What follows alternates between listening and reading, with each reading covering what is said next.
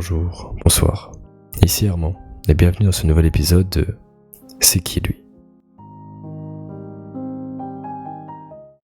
Aujourd'hui, je vais vous parler de Stan Lee. Certainement que ce nom vous dit quelque chose. Mais connaissez-vous vraiment qui est le papa de Spider-Man ? Quand on parle de super-héros, on imagine des gens capables de voler, de lancer des éclairs ou de sauver le monde avant le petit déjeuner. Et l'homme qui a créé certains des héros les plus célèbres de l'histoire n'avait aucun super pouvoir. Il s'appelait Stan Lee. Stan Lee naît le 28 décembre 1922 à New York, au nom de Stanley Martin Lieber. Il grandit dans une famille modeste d'immigrés juifs roumains. Son père est tailleur, mais souvent sans travail à cause de la Grande Dépression. L'argent manque, l'appartement est petit, le quotidien n'a rien d'héroïque. Mais Stan possède déjà quelque chose de précieux. Une imagination débordante. Très jeune, il se réfugie dans les livres, les films d'aventure et les grandes histoires héroïques. Pendant que d'autres rêvent de devenir riches ou célèbres, Stan rêve surtout d'écrire. À l'école, il est particulièrement doué en littérature. Il adore Shakespeare, Jules Verne. Il se voit déjà auteur du grand roman américain.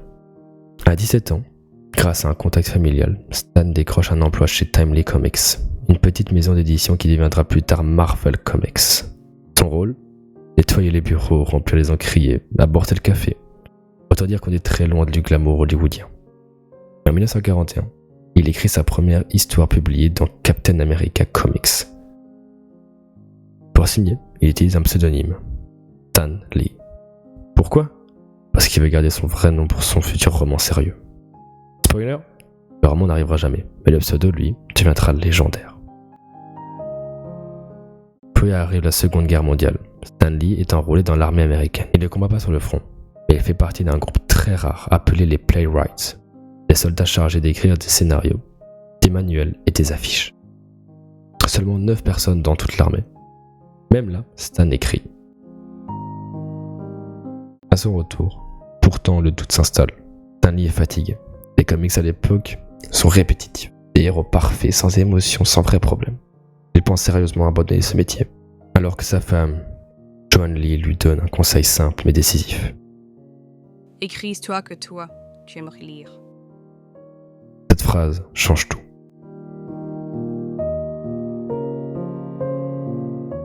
Stan Lee décide alors de briser les règles. Il crée des héros imparfaits, humains, parfois maladroits, parfois colériques, souvent dépassés par leur propre vie. En 1961, tout commence avec les 4 Fantastiques, une famille qui se dispute autant qu'elle se bat contre les monstres. Puis arrive Hulk, incarnation de la colère incontrôlable, Thor, Iron Man et surtout Spider-Man. Spider-Man est un choc, un adolescent timide, fauché, stressé par ses devoirs, ses histoires de cœur, et accessoirement responsable de sauver la ville.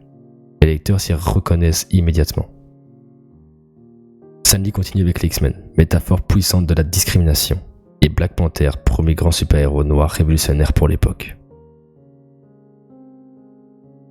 Stan Lee ne se contente pas d'écrire des histoires, il parle directement aux lecteurs à travers des éditos, Stan's Soapbox, rempli d'humour, d'optimisme et de messages de tolérance.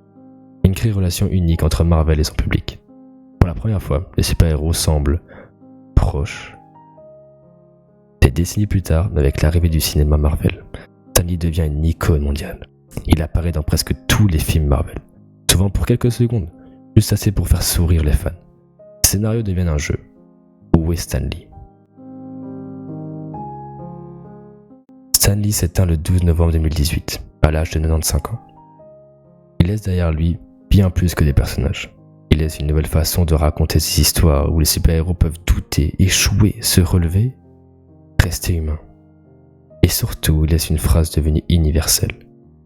With great powers comes great responsibility. Un grand pouvoir implique de grandes responsabilités. Stan Lee a prouvé qu'on peut changer le monde sans super pouvoir. Parfois, il suffit d'un stylo et d'un peu d'humour. Et surtout d'une imagination capable de faire rêver des générations entières. Excelsior.